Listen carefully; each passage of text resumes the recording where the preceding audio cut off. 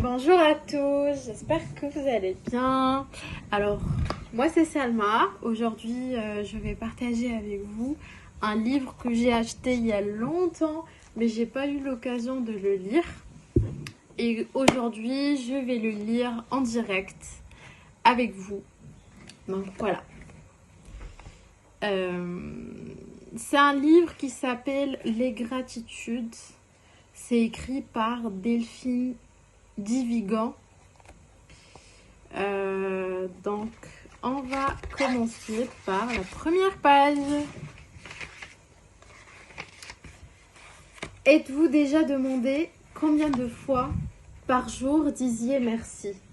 Merci pour le sel, merci pour la porte, pour le renseignement, merci pour la monnaie, merci pour la baguette, pour le paquet de cigarettes, des merci de politesse, de convenance sociale, automatique, mécanique, presque vide, parfois omis, parfois exagérément souligné. Merci à toi, merci pour tout, merci infiniment, grand merci. Des merci de profession.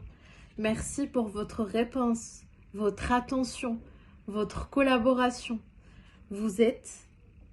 Êtes-vous déjà demandé combien de fois dans la vie vous aviez réellement dit merci? L'expression de votre gratitude, de votre reconnaissance, de votre dette à qui?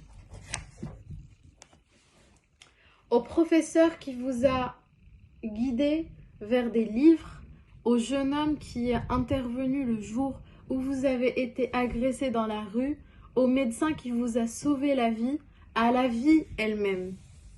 Aujourd'hui, une vieille dame que j'aimais, elle est morte. Je disais souvent, je lui dois énormément, ou peut-être que sans elle, je ne serais plus là. Je disais, elle compte beaucoup pour moi. Compter, devoir, est-ce que c'est ainsi que se mesure la gratitude? Mais l'ai-je assez remercié? Ai-je suffisamment montré ma reconnaissance?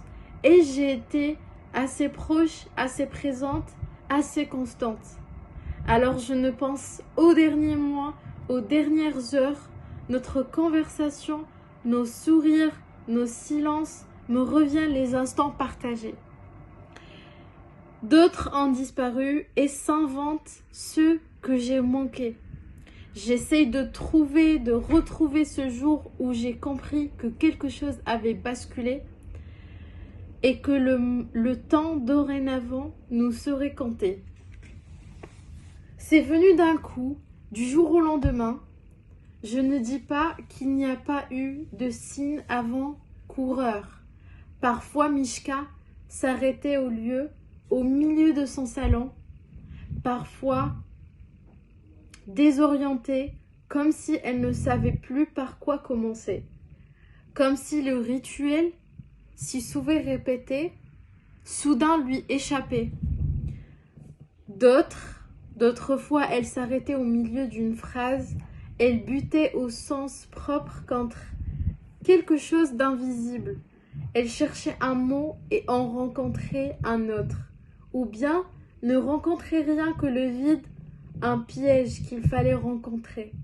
Mais pendant tout ce temps, elle vivait seule chez elle, autonome, et elle continuait de lire, de regarder la télévision, de recevoir quelques visites.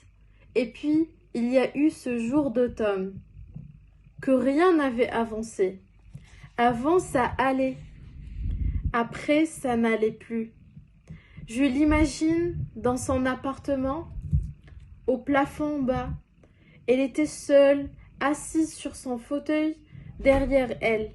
Les rideaux étaient tirés par l'interstice.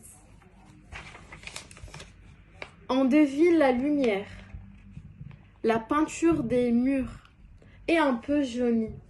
Les meubles, les tableaux, les bibelots sur les étagères.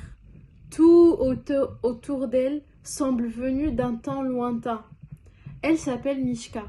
C'est une vieille dame aux allures d'une jeune fille, ou une jeune fille devenue vieille victime d'un vilain sort. Ses mains longues et noyeuses sont agrippées au accoudoir du fauteuil comme si elle risquait de chavrirer. Soudain, plusieurs bips transpercent le silence. Mishka paraît... Pardon. Mishka paraît surprise, cherche près d'elle, observe le bracelet qu'elle comporte au poignet comme si les sons pouvaient provenir de cet objet étrange. Et l'aide qu'elle a fini par se laisser convaincre de porter. Puis la voix de l'opératrice de la télé-assistante s'élève dans la pièce. « Bonjour, Madame Selt, ici Muriel, de la télé-assistante. Vous avez appuyé sur l'alarme ? Oui. Vous êtes tombée ? Non, non, non. Vous ne sentez pas bien ?